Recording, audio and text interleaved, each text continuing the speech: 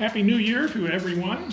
A brand new year, 2016.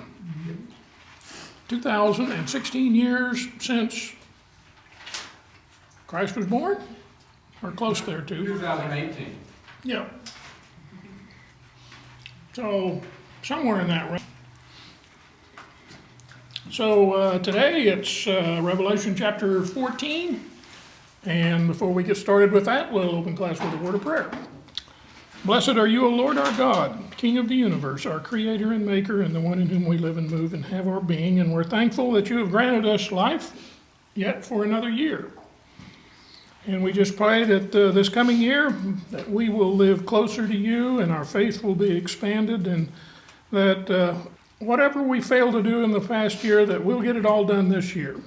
And we'll just be relying on you for the strength and the direction.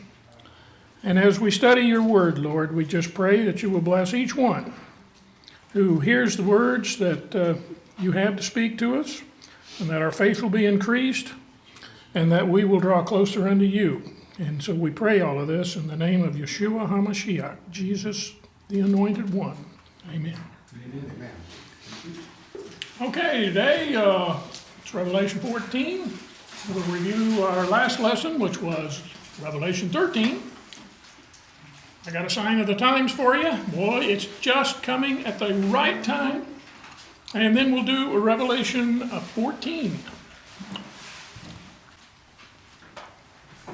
Last week we were on Revelation 13, and we learned from that the beast who comes out of the sea, which is a euphemism for a man who, coming out of the turbulent times of the world, will form a final world government.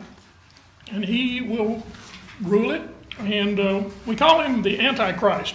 That name is probably used about only once in the scripture, but he is the man of sin.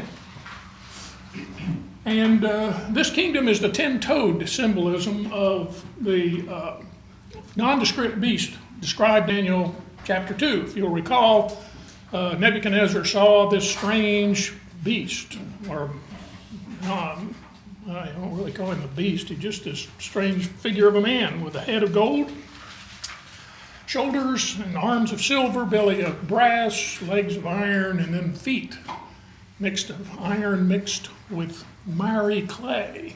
And it's that 10-toed, or the feet symbolism, which describes the kingdom of this earth. And this kingdom, as we learned in Revelation chapter 13, has the feet of a bear. And we know that the bear symbolism in Daniel was the kingdom of Medo-Persia. It was described in varying terms, but one of the terms was a bear, with one side lifted up higher on the other, because we know the Medo-Persian kingdom, they weren't quite as strong as the Persians, and so it was described as a bear, one side lifted up higher than the other. So we know it's that region of the world that this Antichrist guy is going to come from, and it says that he speaks like, or he moves like a leopard. He looks like a leopard, and if he looks like a leopard, the leopard, of course, was a symbology of Alexander the Great's kingdom. And he speaks like a Babylonian. He speaks like a lion, and the lion was a symbol of Babylon. So he speaks great words. He is a very accomplished warrior. Never lost a battle. That's Alexander the Great. And everybody marveled at the tactics of Alexander the Great. The guy, though he wasn't all that old, was the most amazing tactician the world's ever seen. And people always wonder why that is. Well, it's because it was the demonic force behind that man. There was a demonic presence there. So, we also learned that all the earth dwellers will worship the Antichrist. The earth dwellers being that terminology assigned to the people who are tied to the earth's system. It's not just people who dwell on the earth, it's the earth dwellers, a distinction given there between those of faith and those of no faith. And we also found out that Satan doesn't have much of an imagination at all, and so he tries to duplicate everything that Christ did or Christ was introduced by. And of course, Christ had one that went before him, John the Baptist, and that he introduced and spoke of, prepared the way for Jesus, the Messiah. Well, this Antichrist, the word anti meaning substitute deliverer, as well as against Christ, the anti-terminology. But this devilish John the Baptist is introduced in the passage, and he comes along and makes an image of the beast and tells the world to worship it. If you don't worship it, get your head whacked off. Now, the mark of the beast may be a bandana or a badge. And we also know that that 666 verse, the very last verse in chapter 13, can be interpreted to mean that there is a multitude coming, and it's in the name of a man, and he comes in the name of Allah. Because the character set for 666 is not a legitimate Greek symbolism. The symbols are basically those of Arabic. And according to Walid, what's his name? Shabbat. There's two Walids over there, Jumblat and Shabbat. And it's Shabbat. It was the former Palestinian terrorist who saw that characterization and immediately assigned it to what he knew of in the Muslim world as a sign of the character set for Allah, or Bismillah, as it's called.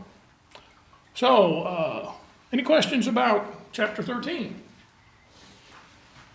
That first part up there, the one world government, Gerald, the guy at the door getting people in, said that there was a group, it was started in 17 something, that just wants one world government, like it is some name.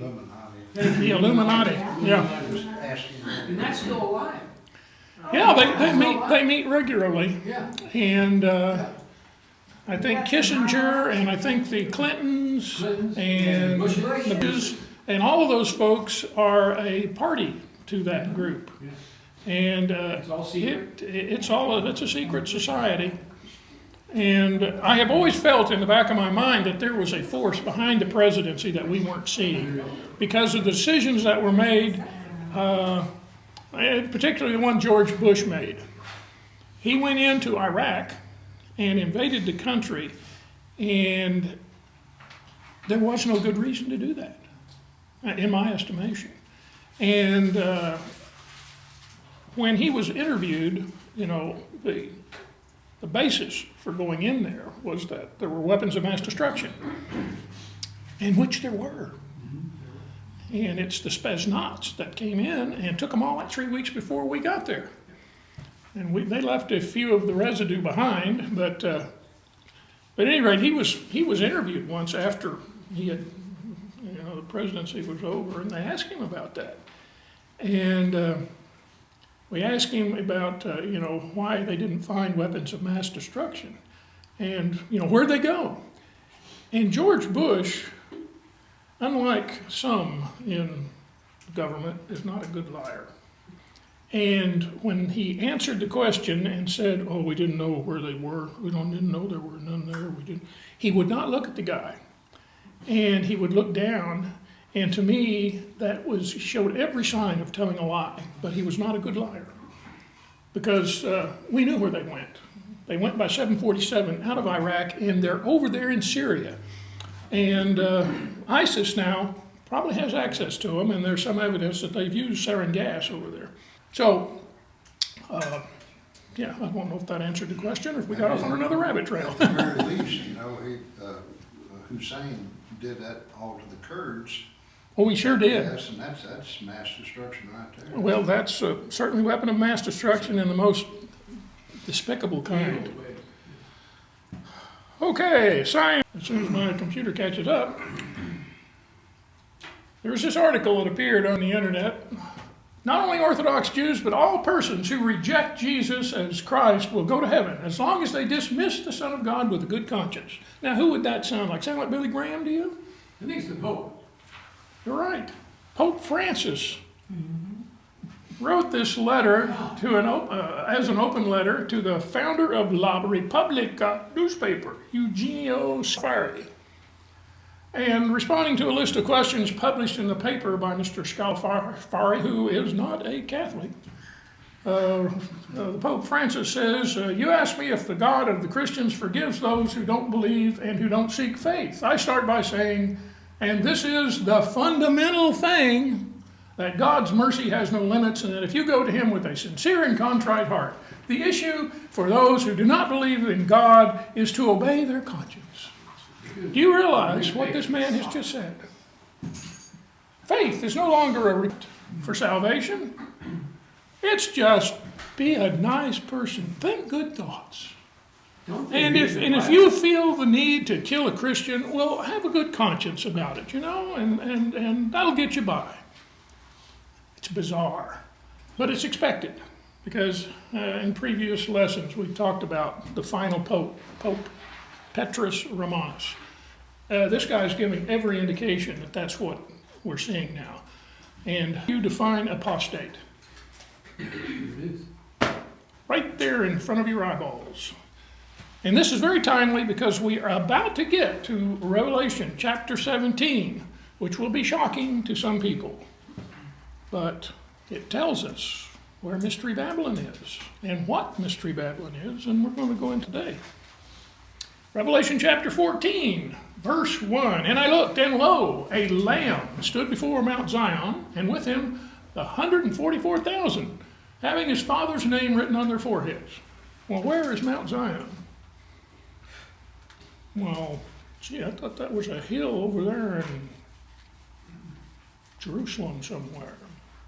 Well, read on. And I heard a voice from heaven as a voice of many waters, and as a voice of great thunder, and I heard the voice of harpers harping their harps.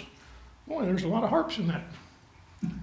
And they sung, as it were, a new song before the throne and before the four beasts and the elders, that no man could learn that song but the 144,000 which were redeemed of the earth. Well, wherever this Mount Zion is, it isn't the one on earth, because it tells us right there, it was before the throne and before all of these entities which we have previously defined as being what John saw when he was raptured out.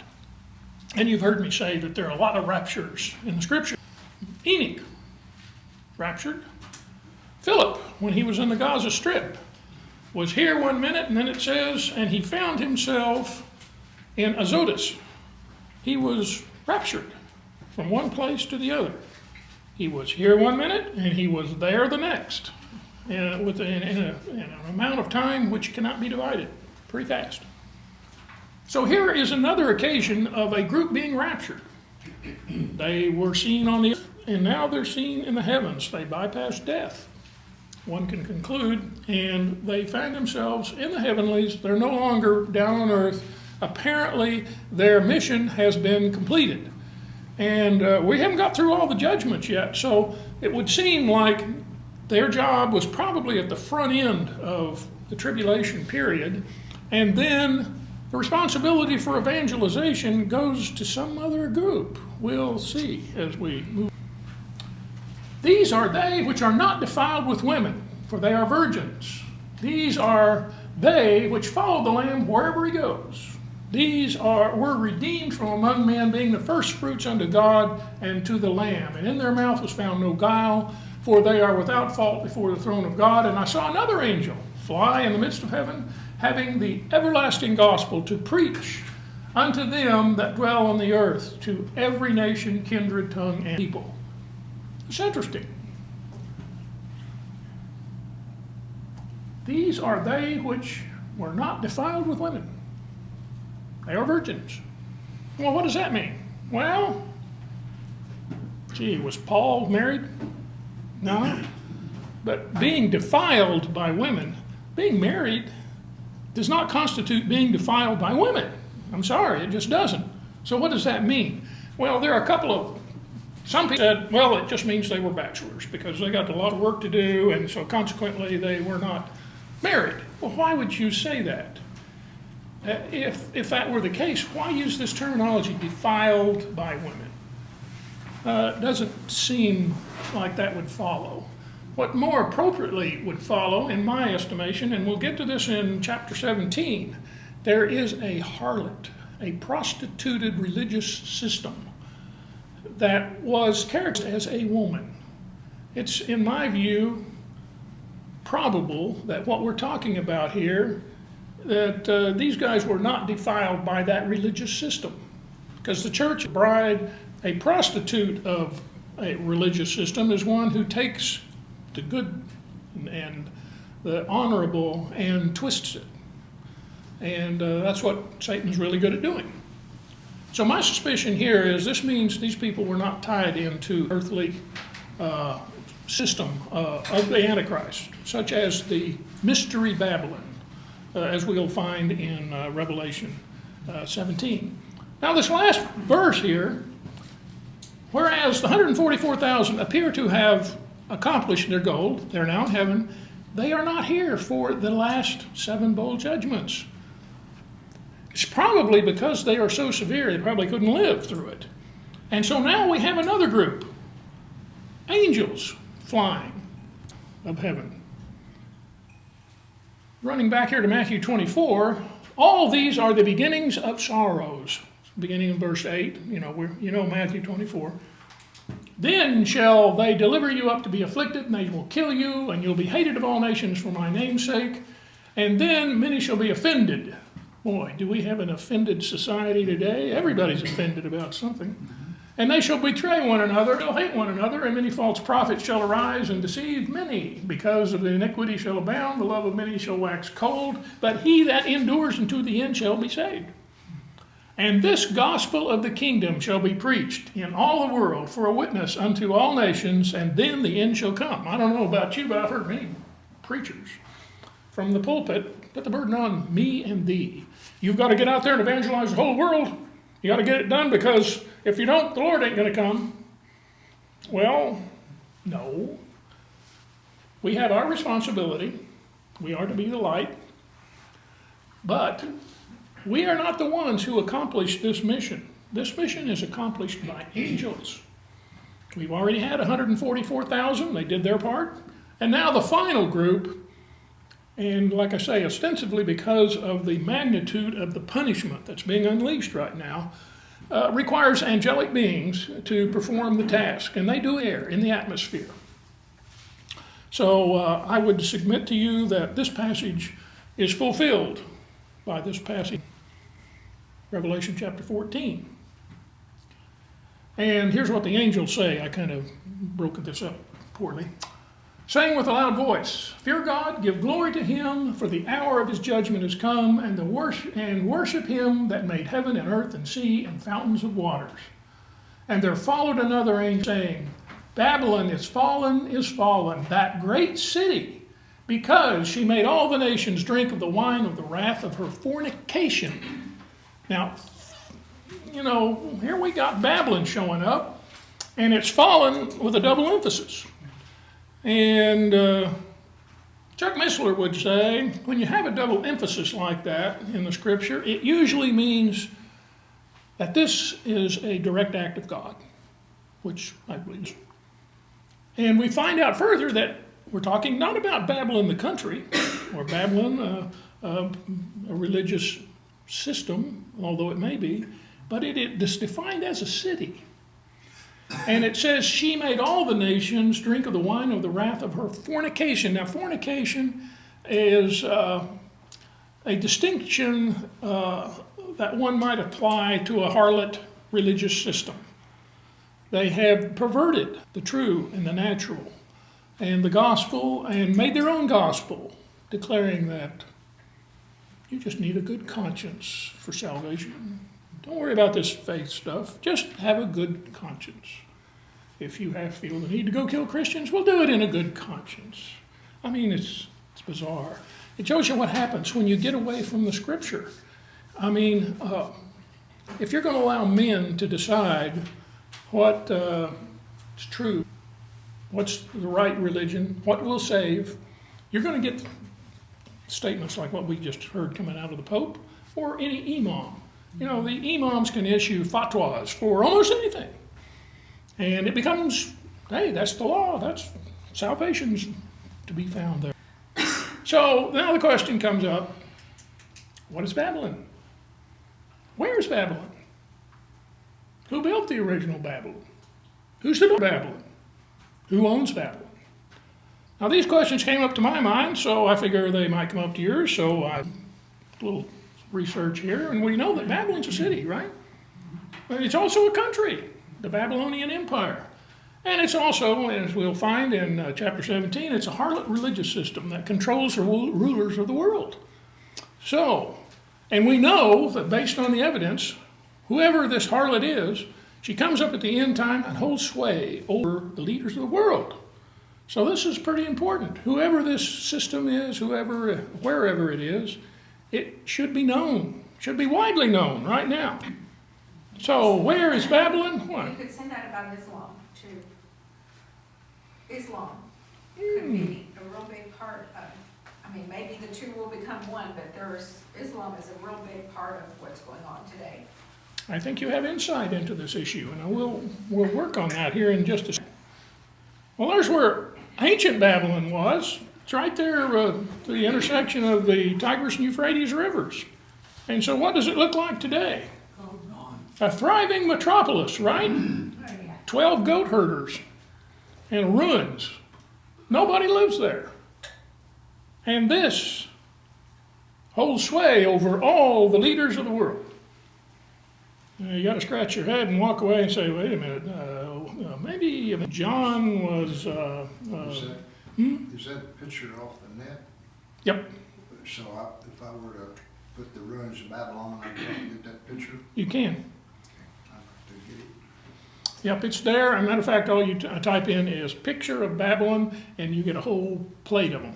And that one, actually go type in ruins of Babylon, because that's the ruins of Babylon. I mean, it's a disaster. There's nobody living there. And so my point is, this is not the Babylon we're talking about. It's got to be something else. How do we get from here to there? Well, look a little further. As to who built Babylon, back in Genesis we find that Cush begat Nimrod, and he began to be a mighty one on the earth. Began to be. The word is Gibberim, mighty man. There's some who look at that and say he began to be. And the nature of the words in the Hebrew believe that he is being genetically modified. And so whether that be the truth or not, something to ponder. And says he was a mighty hunter before the Lord, wherefore it said, even Nimrod was a mighty hunter before the Lord. Sounds like they said the same thing twice. And the beginning of his kingdom was Babel, and Erech, and Akkad, and Calneh, in the land of Shinar. Of course, the land of Shinar is Iraq.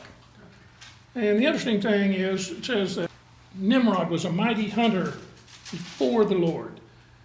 Bad interpretation. The word in the Hebrew is panim, which means up in the face of the Lord, or as we would say, against the Lord. He was not before the Lord, he was in the face of the Lord, and in fact, for $100 and Final Jeopardy, what does the name Nimrod mean? It's a hunter, I think. Not. Rebel? Oh, you cheated. You must have Yeah, looked. no, because it's in my notes. Oh. Yeah, it means let us rebel. I know, I Cheater? cheat, I write notes, I take notes. Foolish person. Okay, you get 100 points. Yeah. Yeah. But Nimrod, huh? She's sleeping with the teacher. Yeah. That was Ken's thought. That was mine. And we're trying to keep all of this in the family, you know. Just relax. This is like the Clinton Foundation. Yeah, oh, yeah. Thank you, Ken. And Babel is the original word of Babylon. Literally, the first word was Bab-El, meaning the gate of God. But when you take the Hebrew letters and run them all together, it spells Babel, which we would interpret as confusion. In fact, that's what the word means. So, gate of God was changed to confusion. And, there's a book called the Book of Jasher, referred to a couple of times in Scripture. And it gives you a lot of detail about Babel and how they built the tower that was to get up to the heavens. Actually, what it says is not that the tower was to get into heaven, but it says that the heavens were at its top, meaning that there was probably a zodiac up at the top. But I better not go there because that's another whole story. So at any rate, we know that this Babylon originally was built by Nimrod, a rebel. And Nimrod and his heathen wife, Semiramis or Semiramis, however you want to pronounce her name, created a religious system in opposition to God. It was the religion that worshipped the sun, also called Baal worship. And we'll get to a little bit more. I wanted to go to Isaiah chapter 47 here, because this talks about this daughter of Babylon. And get some insight here on what happened. Why ain't Babylon where it's supposed to be? Come down and sit in the dust, O virgin daughter of Babylon. Well, what does that tell you? Sounds like a close relative, right? Sit on the ground. There is no throne, O daughter of the Chaldeans. For thou shalt no more be called tender and delicate. Take the millstone and grind the meal, uncover thy locks, make bare the leg, uncover the thigh, pass over the rivers. Now that word, pass over the rivers, is kind of a euphemism for immigrate. Leave the area. Go someplace else. Thy nakedness shall be uncovered, yea, thy shame shall be seen. I will take vengeance, and I will not meet thee as a man. For as for our Redeemer, the Lord of hosts is his name, the Holy One of Israel. The clue here is, I will take, this is the time of vengeance when the Lord comes to visit this entity, whatever it is. And sit thou silent and get thee into darkness, O daughter of the Chaldeans. What would be the difference between the daughter of Babylon and the daughter of the Chaldeans? Well, the Chaldeans were kind of the mystical group that were kind of the descendants of this strange religious system instituted by Nimrod and his wife Semiramis. It says, O daughter of Chaldeans, for thou shalt no more be called the lady of the kingdoms. Notice the gender here. It's a feminine gender, and it is implied lady of the kingdoms implies someone of importance in all, and has apparently some effect or influence over all kingdoms. I was wroth with my people, I have polluted my inheritance, I have given them into thine hand, and thou didst show them no mercy. Upon the ancient thou hast very heavily laid thy yoke, and thou said, I will be a lady forever. So that thou didst not lay these things to heart, neither did remember them at the latter end of it. I hate Elizabethan. I got to find me a better translation. Therefore, hear now this. Thou that art given to pleasures that dwells carelessly, and says in thy heart, I am, and none else beside me. I shall not sit as a widow, neither shall I know the loss of it. But these two things shall come unto thee in a moment, in one day, the loss of children, widowhood, and they shall come upon thee in their perfection, for the multitude of thy sorceries and the great abundance of thy enchantments. The word there for sorceries implies drug abuse. For thou hast trusted in thy wickedness, and thou hast said, none see me. Thy wisdom and thy knowledge, it hath perverted thee. Thou hast said in thy heart, I am, and none else beside me. Perversion. Whoever this thing is, whatever they are perverted. Therefore shall evil come upon thee, and thou shalt know from whence it rises, and mischief shall fall upon thee, and thou shalt not be able to put it off, and desolation shall come upon thee suddenly, which thou shalt not know. Stand now with thine enchantments and with the multitude of thy sorceries, wherein thou hast labored from thy youth. If so, thou shalt be able to profit. If so be, thou may prevail. Thou art wearied in the multitude of thy counsels. Let now the astrologers, the stargazers, the monthly prognosticators stand up and save thee from the things which shall come upon thee. Behold, they shall be as stubble, and fire shall burn them, and they shall not deliver themselves from the power of the flame. There shall not be a coal to warm at, neither a fire before it. Thus shall they be unto thee with whom thou hast labored, even thy merchants from thy youth. They shall wander every one to his quarter, and none shall save thee. So whoever this Babylonish relative is, they are destined for disaster and destruction in one day. Hold that thought and get to Revelation 17. Now, this is interesting. I was going to throw in Isaiah 14, and dawned on me that Lucifer, and who's Satan. Yeah, that's one of his names. He is a bright and shining star, or was. And in Isaiah 14, Lucifer is defined as a country and a people, and he destroys his own country and his own people. Not interesting. How? You are fallen from heaven, O Lucifer, son of the morning star. How you are cut down to the ground, you who weakened the nations.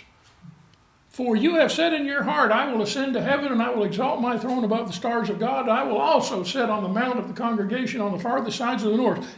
Notice in this passage, I. Guy's a narcissist. Speaking of narcissists, well, they're not. I know what he's thinking of. Another comment here is that you weakened the nations. How did he weaken the nations? I would suggest to you that one of the reasons we have wars is absolutely because of the influence Satan has in the leadership in this planet.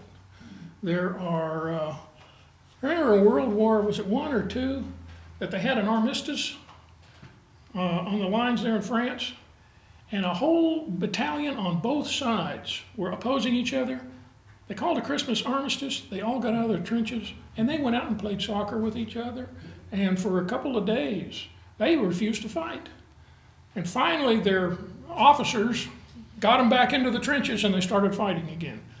But it was a disaster. That's terrible, when you give a war and nobody comes. So at any rate, Satan's influence, I think he weakens the nations by virtue of his ability to cause and continue with war. And he says, I will ascend above the high clouds. I will be like the Most High. I. Yet you shall be brought down to the lowest depths of the pit. Carl, Yes. that brings up the thought is just like Satan offered Jesus everything, so he could be offering that to these leaders of the world. Say, look, you can have everything, not just your country. Well, I think there's one that's accepted that offer. Yes, for sure. And maybe others too. You never know, because maybe he makes that offer to all of them, and the problem is he's a master of deceit, right? Yeah. Gee, just like Allah. Strange. All. Those who see you will gaze at you and consider you, saying, is this the man who made the earth tremble and who shook kingdoms? Who made the world as a wilderness and destroyed its cities? Who did not open the house of its prisoners? No, he didn't let the prisoners go. All the kings of the nations, all of them, sleep in glory, everyone in his own house. But you are cast out of your grave like an abominable branch, like a garment of those who are slain, thrust through with a sword, who go down to the stones of the pit like a corpse trodden underfoot. You will not be joined with them in burial, because you have destroyed your land and slain your people. Satan has people in a land. The brood of evildoers shall never be named. Prepare slaughter for his children, because the iniquity of their fathers, they rise up and possess the land and fill the face of the world with cities. Just interesting that Satan has a people, and he's destroying them.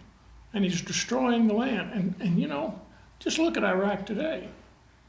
I mean, we all thought that when we go in and take care of Saddam Hussein, because he was killing people about 100,000 a year in horrible ways. Well, after we killed him, we're all going to have peace and tranquility, and we're going to establish democracy, and the world will be happy. What happened? Nothing changed. If anything, they're killing more of each other now than they were before. Maybe it's a little more spread out, a little more even, because the Shias are killing some of the Sunnis now instead of vice versa. For I will rise up against them, says the Lord of hosts, and cut off from Babylon name and remnant, offspring and posterity. I will also make it a possession for the porcupine and marshes of Muddy Waddy, and I will sweep it with the broom of destruction. By the way, that word porcupine, bad translation. That's a demonic name, a name of a demon. I don't know why they didn't just go ahead and put the demon's name in there. It's a demon. It's going to be a haunt of demons. And I will sweep it with the broom of destruction, and the Lord of hosts has sworn, saying, surely as I have thought, so shall it come to pass, and as I have purposed, so shall it stand. So, we've got, in Isaiah 14, the true force behind Babylon, wherever it is. Yes? That's interesting when you said porcupines. My translation here in the NIV says turn her into a place for owls. Owls are supposed to be associated with evil. Yep, And they I are. learned that from Pat. Yep. Now, what I challenge you to do is go home, pull up the Blue Letter Bible, go to that passage, and look up the Hebrew name, and you'll find out it's the proper name of a demon. And that's one of the things that always has confused me about the King James guys. Why didn't they just call it what it was? It was a demon. Mine says hedgehog. Hedgehog. Some of them say ostriches. It's a nondescript something, and but yeah. Well, I could see where you could make a comparison to, like, you never have a good encounter with a porcupine. Never do. You know, how many vet shows have we seen where the dog runs up to a porcupine and, you know, it's just not a good thing. Yes, it's hard to sneak up on one of them and jump on him, right? When he wasn't looking. Yeah, you may have a point there. So, at any rate, we know that whoever this Babylon is, and we know where it started, but we get an indication that it has immigrated somewhere. It's gone someplace else. It's crossed the rivers. It's not where it was. And in fact, we can see today that if Babylon in its original location is holding sway over all the kingdoms of the world, I don't understand how that can possibly be, because there are nothing but goat herders there.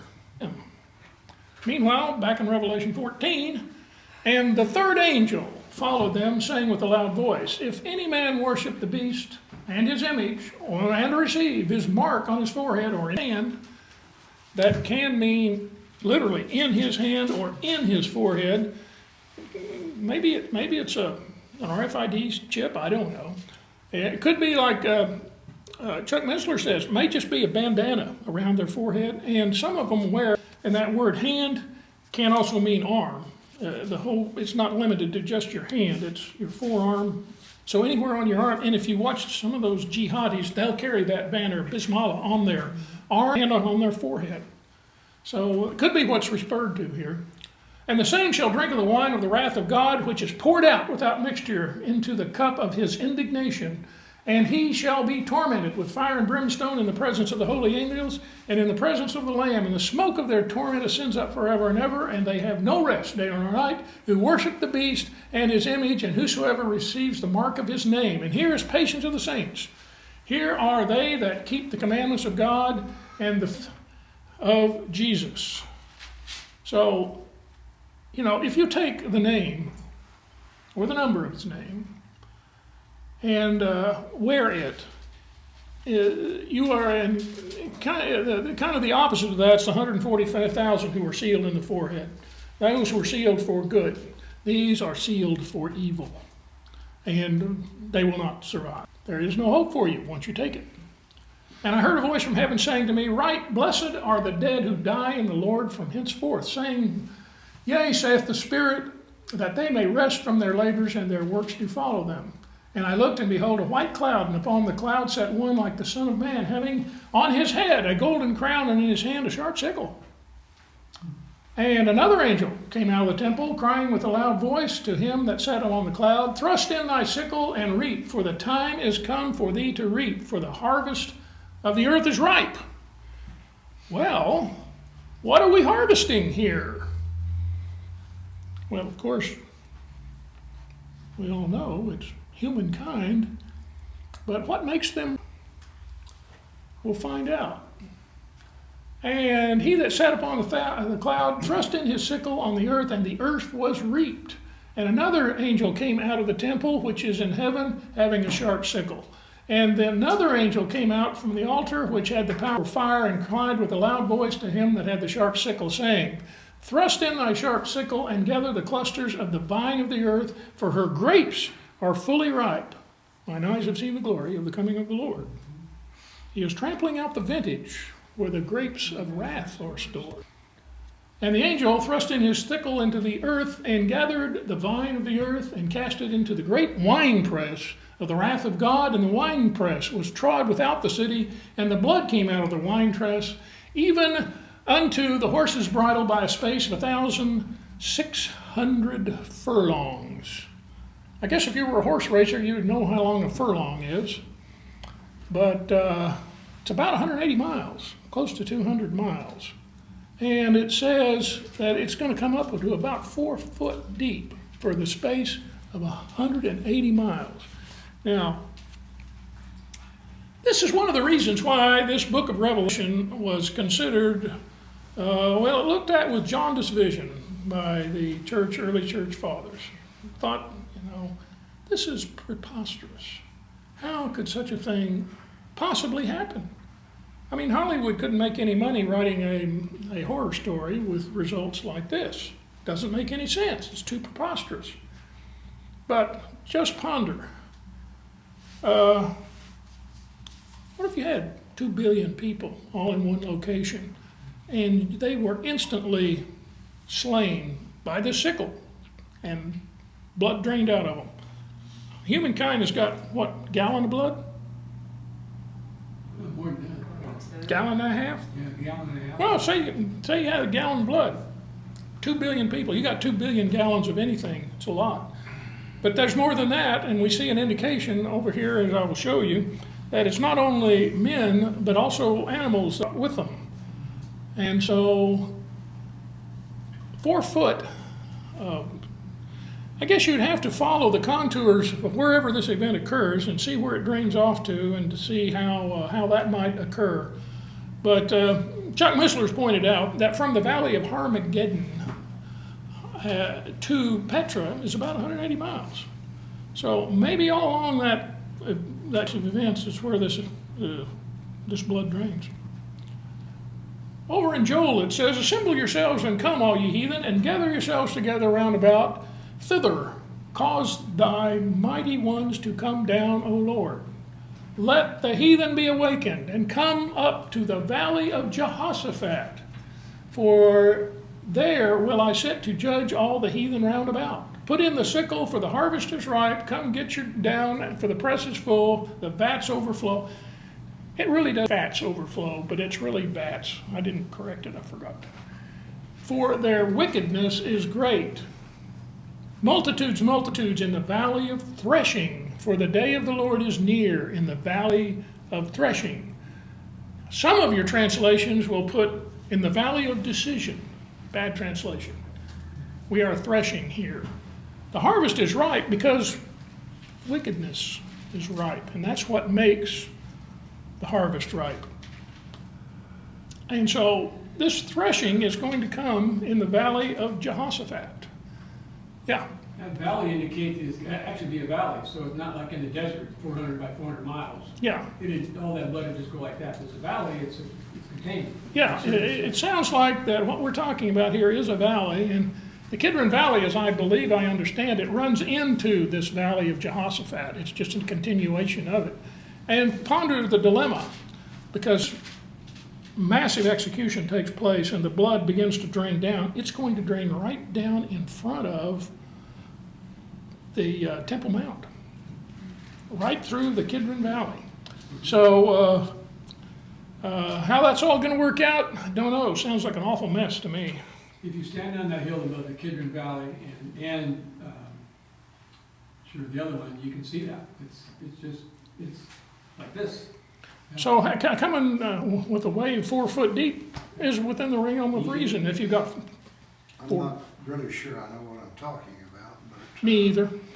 But, consider this, we think of horses today as the horses that we have today. And but there's also Arabian horses, which I think are pretty big and majestic animals, you know.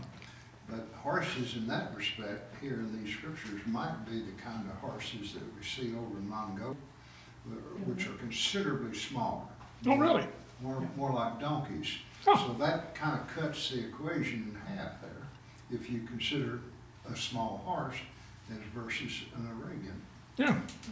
Well, we know that apparently they're coming with horses. And there's some indication that implies that there will be animal blood in this mess I don't also. know the background too much of Arabian horses, but I think that's kind Oh, of. well, that's the only kind of horse I know. Well, on my way to Fredericksburg, I saw a farm that had horses about this tall. Yeah. That's probably too far the other direction. If I was going to be trampled by a horse, that would be the one.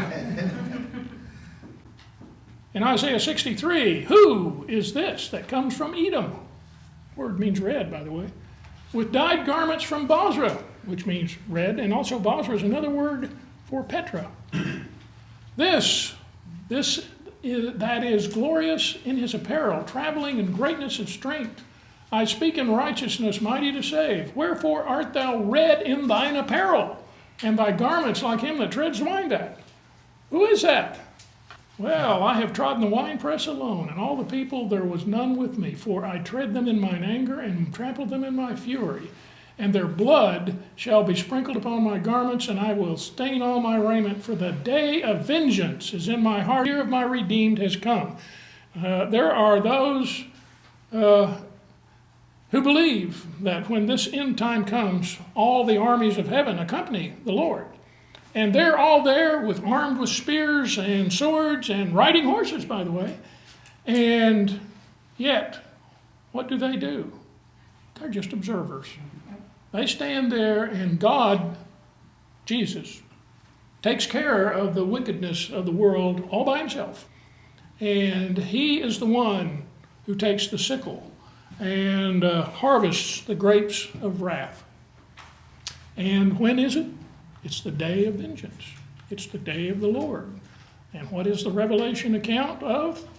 I, John, was in the Spirit in the day of the Lord. It's not the Lord's day, it's the day of the Lord.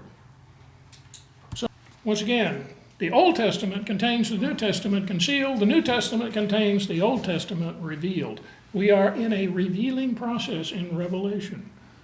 Isaiah 27, in that day the Lord will thresh from the flowing Euphrates to the Wadi, that's the Nile of Egypt, and you, Israel, will be gathered up one by one. And in that day the great trumpet will sound, and those who were perishing in Assyria and who were exiled into Egypt will come and worship the Lord on the holy mountain in Jerusalem. At this time, there is going to be a rapture of the wicked, only theirs is a rapture unto death. And there's going to be a rapture of Israel, who will be about to be killed.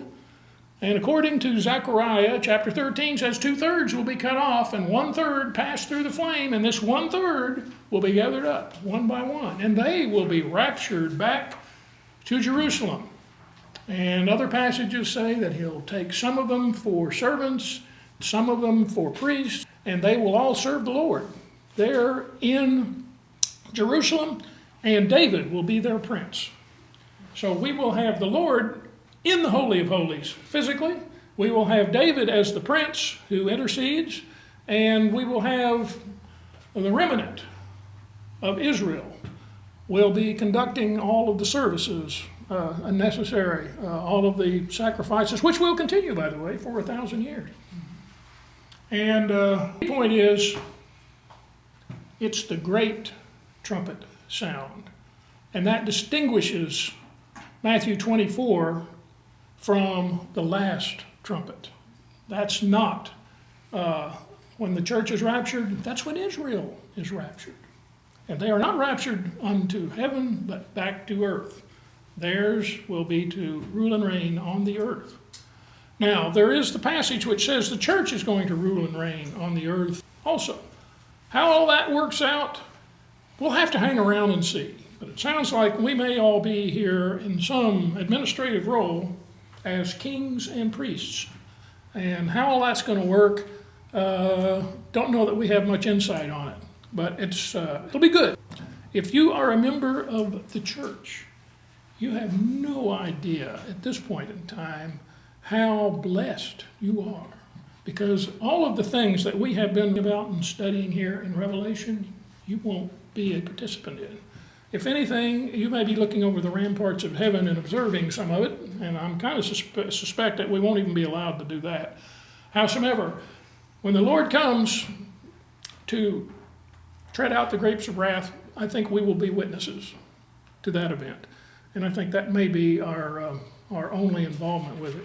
I suspect by the time we get up there, there's going to be some that's going to have to go on. I don't know about you, but I don't know what to do. The Lord's going to have a mighty job on his hand, and he's going to train me to be useful for anything. Going to take up several legions of angels to get me on the straight and narrow. It will not be organizing. Huh? It will not be organizing, I can guarantee you that. Well, he's gonna give you your wife to watch over you. No, that's if I go to the other place. Okay, any questions? Good.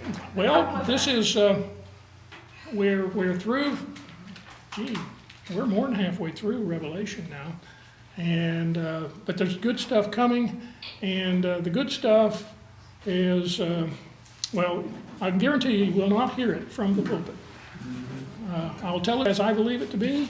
You can examine the evidence, come to your own conclusion, but wow. I know when I was young, and I read the Bible, I knew a little of it, and I looked around at all the religious systems of the world. I said to myself, man, God must have taken a vacation because he didn't have any idea what's going on this planet. Look at all of the iniquity everywhere. He must have taken a vacation. And somehow the Bible, it's kind of an interesting book, but I sure didn't see any application between what the prophecy said and what the current events were. Well, I'm here to stand and show you every current event of the day and show you where it is in prophecy. We're seeing it fulfilled right before our very eyes. So it is, to say the least, as the Chinese would say, may you live in interesting times. Boy, do we live in interesting times. And I will conclude this right